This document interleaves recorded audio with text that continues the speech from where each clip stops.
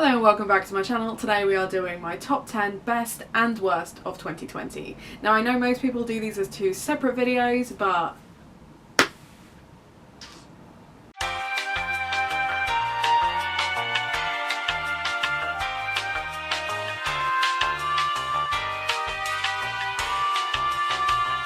I try not to do negative videos in general.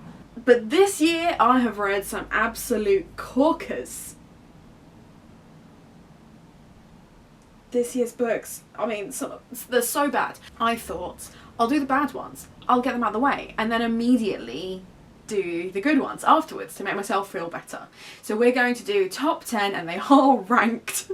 Top 10 worst, followed by top 10 best books of my 2020. And like I said, I've read some corkers, there have been some absolutely fantastic books this year, and there have been some books I never wish to speak of again.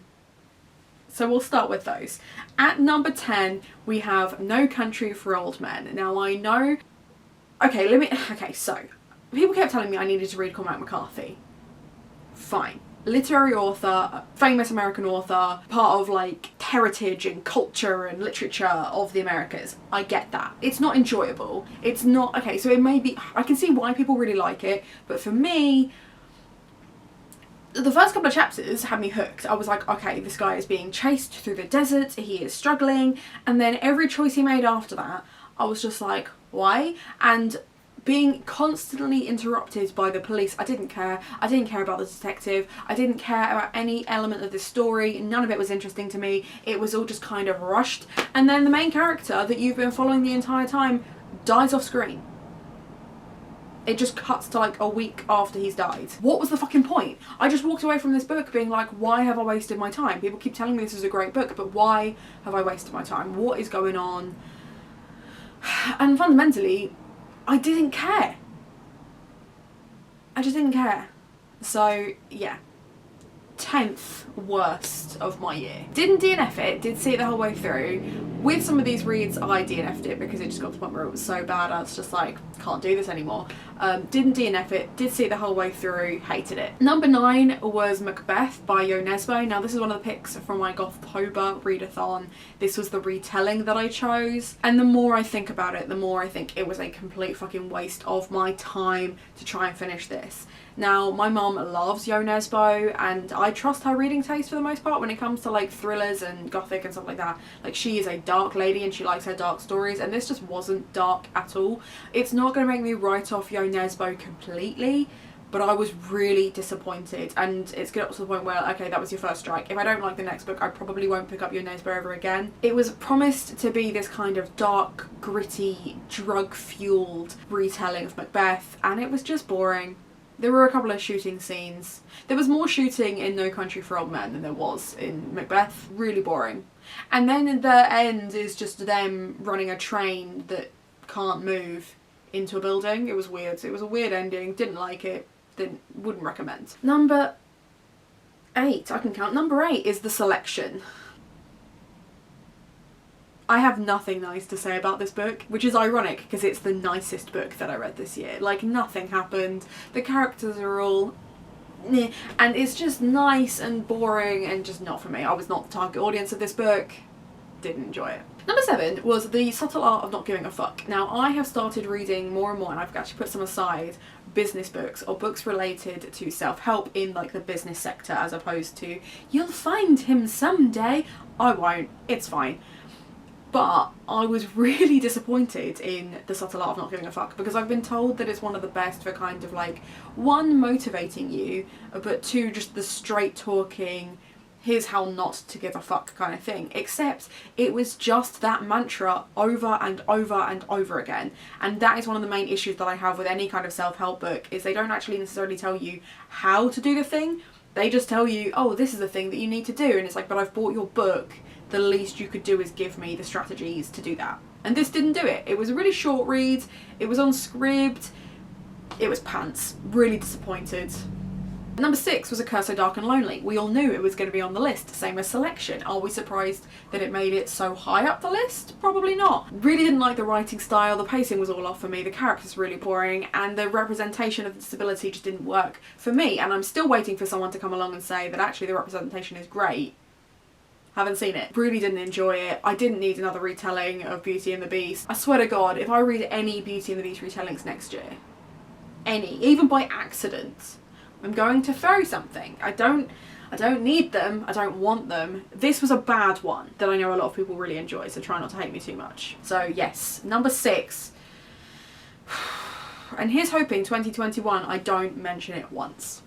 Number 5 is another Beauty and the Beast retelling. It was called Of Curses and Kisses. I reviewed this for NetGalley, and this was the first book that I DNF'd of the year. This was a retelling where they are royalty set in a private school. I read the 3 chapters to do the review and then left it because the writing was so trite and there were so many like Disney cliches that were like squeezed into it. You know, Lumiere and Cogsworth were still French and badly written French. I have French family, so it's one of those things. It's the same as with Soulless, where it just bothered me about the accent. There are certain things they do and don't say, and it just didn't feel authentic.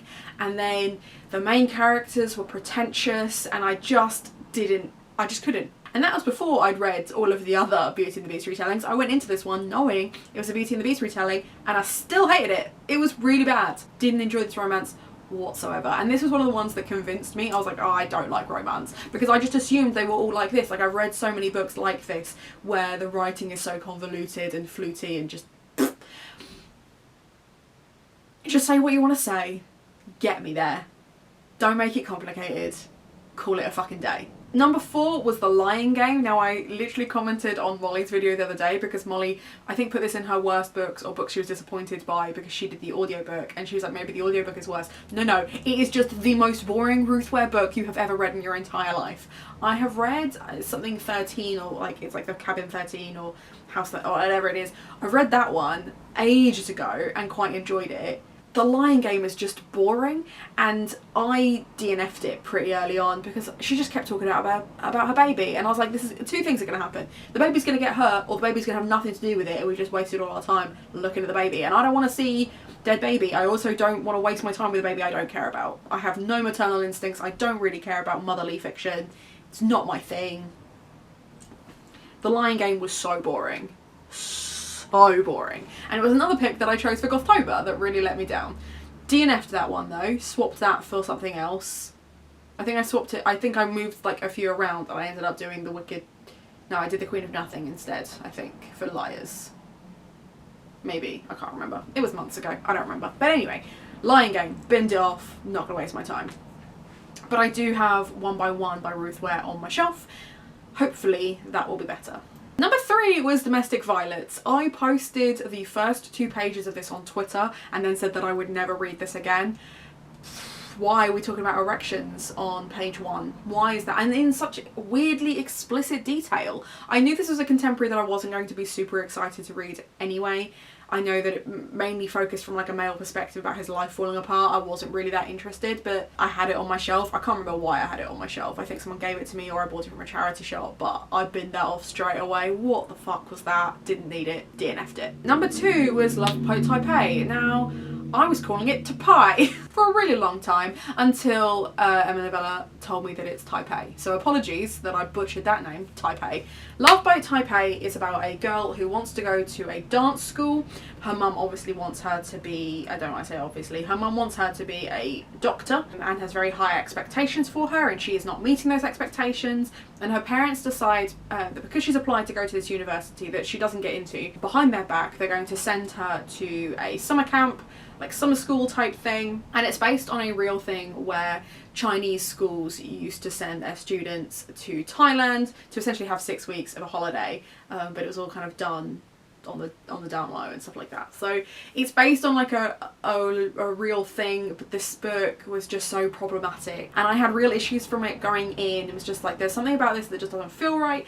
And then I was doing loads of research and I was reading all the reviews, but specifically by by reviewers who are Chinese or have a background in the areas that are described, and I could not find a single Asian reviewer who would recommend it. They had so many issues with it. The language was done poorly. I think, you know, if you do the research, you know, you can do it well. But then seeing the reviewers have such a negative response to it just kind of confirmed the issues that had made me feel ick in the first place. Really didn't appreciate that, so I DNF'd that. I think I gave it away. None of the books that I've I don't own any of these books in my top worst list, because why would I? Yeah, I think I ended up giving that to someone else. I hope they enjoy it, but I just didn't. It was problematic from start to finish. The fact that they were really anti people with dyslexia. They made this, like, there was this one character who had dyslexia who was basically made to feel like an idiot the entire way through. And I skipped ahead to kind of read the bits where, like, that's confronted and they do nothing with it. He is still seen as an idiot, but just slightly less of an idiot because of his dyslexia, and it's just, that bothered me. There's just so much wrong with it. I really didn't like it, and that's why it's so high up this list. It was trash. And then number 1 was my first read. Not just my first read of the year, but my first read for NetGalley. And that was the graphic novel called Desert Star.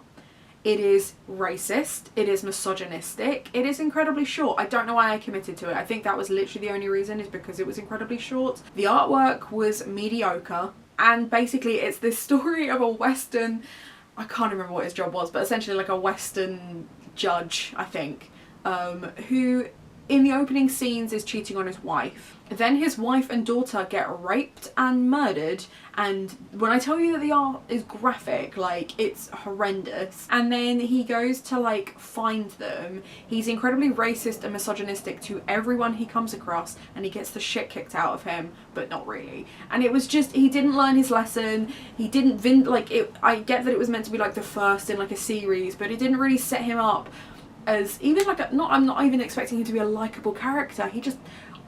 Oh god, it was just awful, and it just made me feel physically sick, and I was just like, why? But because it was like the first one I reviewed for NetGalley, I was like, well, I have to finish it. I have to, like, do the review. But I had nothing nice to say about it. It was my only 1 star, because every other book that I thought was going to get like 2 stars or lower, I just DNF'd. Somehow, through sheer force of will, made it through, and was the worst graphic novel, worst story I have ever read in my entire life. Blech. Gross. Hated it. Hated it. Okay, now we've got the nasty stuff out of the way, let's talk about my top 10. Now, unlike my top worst, I have not ranked these because I can't. In my heart, they are all just so wonderful that they just deserve a shout out. And yeah, we're just gonna dive straight in. Okay, let's start with Legendborn, purely because it's the most recent book that I just finished, and I literally posted this on Twitter. I'm so glad I waited until the very last couple of days of 2020 to then do this list, because Legendborn wouldn't have been on the list if I'd recorded it a week ago, because I hadn't finished it, and it is so good. This is an Arthurian retelling, but it has an author of colour, a protagonist of colour, and it looks at the kind of racial divide that has been seen in classics to like modern adaptations, like knocks it on its head kind of thing. So basically you've got your main character who is Bree. Her mother has died, she's gone to university early, and she's dealing with all of this stuff, and she sees herself as having a before Bree and an after Bree, and an after Bree is just rage fuel, wants to do the daring stuff, wants to be angry, wants to build up walls around herself, and just refuses to let anyone in.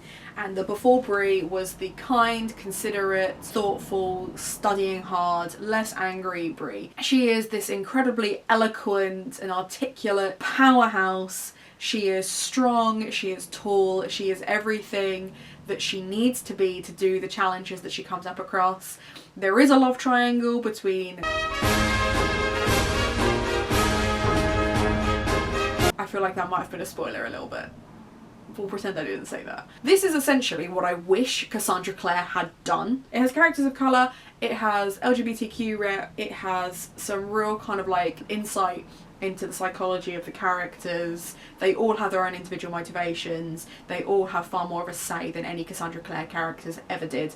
And I just loved this. I love this so much. This was just everything I could possibly need from an urban fantasy.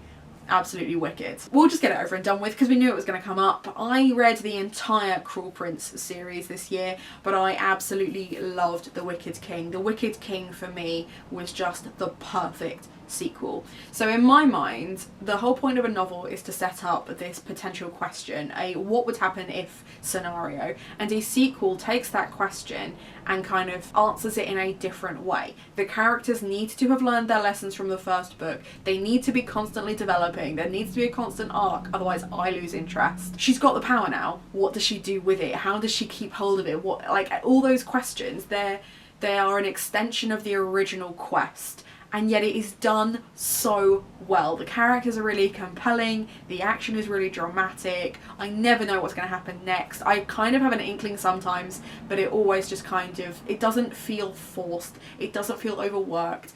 It's just such a fun read. And yeah, like I said, Wicked King to me was just the best sequel. Loved it. Another great sequel that I love, like out of the two, was Always and Forever Lara Jean. I felt like this one just absolutely nailed being a sequel as well. It is in the same premise that The Wicked King did. It takes that question from the first book, it extends upon it, extends upon the world. She's looking to go to university, it's extending her horizons, and yet she is still learning, she is still kind of developing, which is what I love to see. I love character-driven books, and that is what this is. Really, really loved this. It was so heartwarming, and it made me want to go back to university. No one is surprised.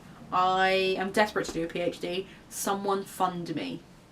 So the rest of these are all standalones. I just want to take a moment to talk about Girl, Woman, Other. Quite a few people have read it this year. I don't think I've seen it in anyone's top 10 yet. I know that a lot of literary fiction can be really pretentious and really hard work, and this just isn't. Probably because, again, it's character based. So this is a contemporary that looks at a group of women who are all linked in some way. It kind of comes back around to the first character, Alma, who is a playwright who is developing this play, and it's about femininity, it's about womanhood, but the different varieties of it. And what I loved about this is, although there's a huge cast of characters, you never feel lost among the characters. Whenever someone else gets a shout out, you're kind of like, oh, that's how you know that person, and it kind of develops their narratives as you go, which I really appreciate. Yeah, I thought this was fantastic. If you want, like, I know that a lot of Booker Prizes get a bad rap for being pretentious and overwritten. This really isn't. It is bare bones funny in places, it is heartbreaking in others, but it is accessible. Yeah, I just loved it. This is the kind of book where no matter what your reading tastes are, I feel like I could recommend this to you with confidence.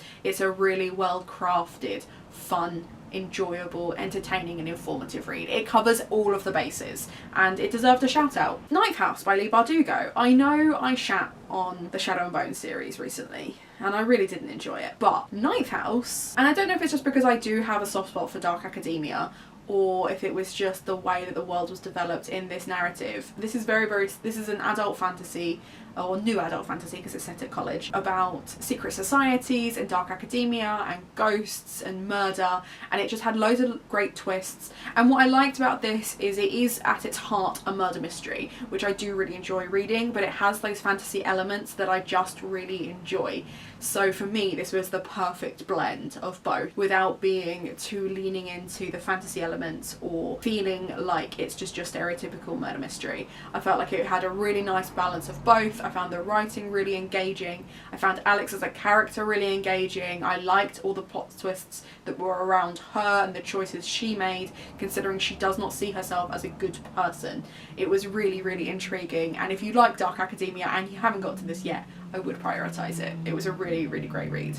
I've seen The Black Flamingo come up in quite a few top 10s, and I think it is duly deserved. This is a novel in verse about a young gay man who is kind of coming to terms with his sexuality, coming to terms with his identity, and kind of doing that through drag and through society at school. He goes to university and kind of experiences and kind of explores facets of his personality and his identity that he just wasn't able to explore at home, and it kind of looks at his entire childhood to adulthood and that transformation. And it was a really beautiful read. Parts of this genuinely made me cry, made me laugh. I thought the characters in this again were really well developed, and considering it's not a particularly long read, novel in verse tend to not be that long. I can usually read them in an afternoon.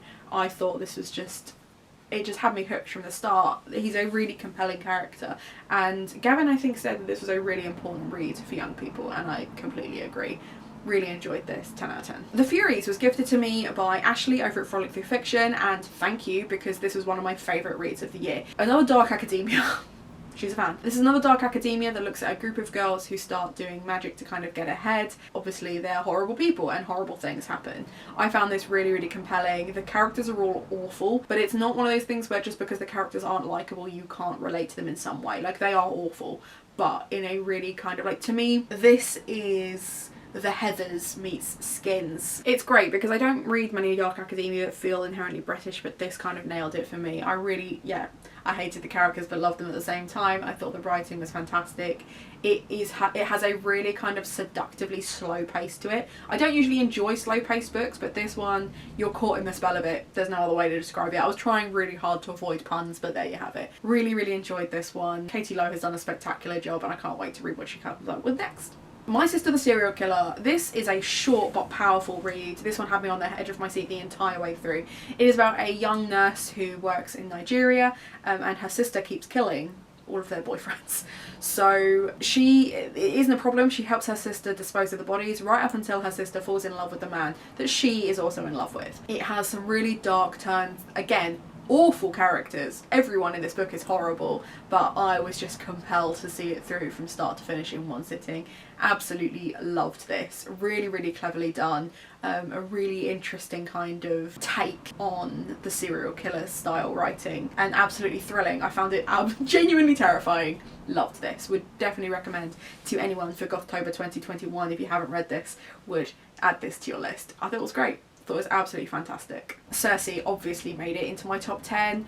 It's a Greek myth retelling of Circe, who was the first witch in Greek mythology. It's a Madeline Miller who gave us the Song of Achilles. So I read the Song of Achilles for university as part of like a historical fiction module, and it was one of the few historical fiction books from that module that I actually really, really enjoyed. It made me cry, obviously, which is about Achilles and Patroclus and their love story, and it is far more a focus on their love story than it is a historical retelling, whereas this is the entire lifespan of Circe and everyone she comes in contact with. And what I liked about it is just the metaphor for women and how they're generally treated, and how she's kind of looked down upon and tread upon by everyone, and she still comes back more powerful.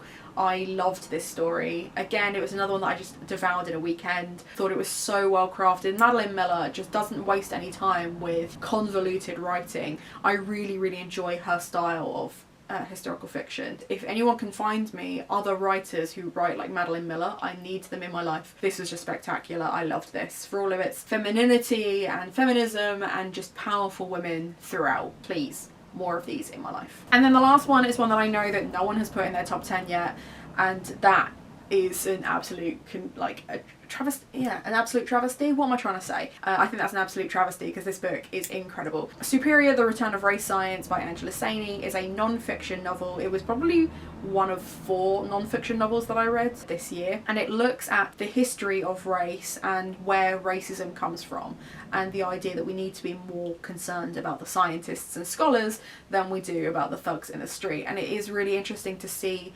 where, what's the word I'm looking for? Vernacular. It is really interesting to see where certain vernacular comes from and our ideas on racial differences come from, especially because they are so ingrained in modern society's psyche. Actually understanding where it comes from might help us break that cycle. It's not going to happen in a weekend, but this is a really good place to start. I really enjoyed this. I thought it was a really informative read. It's full of anecdotal moments that are quite relatable and understandable, and I was worried going into it that I would just be filled with white guilt, which is an uncomfortable truth with any white reviewer reading an author of colour's work, specifically when it comes to racism. And it is sometimes necessary to feel that guilt and be uncomfortable, because it's only through being through discomfort that we can change. This was an uncomfortable read, but it wasn't so uncomfortable that you have to turn away. Oh, do you have to do that right now? Why are you being a shitbag? I'm trying to have a poignant moment. Come here. Alright, don't come here then. It wasn't so uncomfortable that you turn away. It wasn't so uncomfortable that you can't understand it. It doesn't make any apologies. It doesn't make any kind of sweeping statements about who is better and who is worse. It looks at the science of it and kind of shows you how irrational certain elements are. And for someone like me who already believes that racism is inherently irrational, like I just can't fathom it, this helped me fathom it a little bit. I loved it. I thought this was really, really informative. I thought it was definitely the one that like I took a lesson away from this year, and I would definitely recommend it to everyone. Everyone should read it. I thought they were fantastic. I mean, like I said, I had some really great reads this year. The average rating on my Goodreads was 3.8, so nearly a 4. I'm quite happy with that. I could round it up to 4. My general ratings were 4, but I just think they were all upside down, is what I think. So yeah, I'm really enjoying working my way through everyone else's top worst and top best books of the year. It's really interesting to see authors' reactions to that, and thank you, Emma, for putting together a little spreadsheet of authors to avoid, because apparently if you have anything negative to say about them, they don't like it very much. But yeah, bring on 2021. I'm really excited. I've got some great reads to, I mean, they're all, you can see most of them there.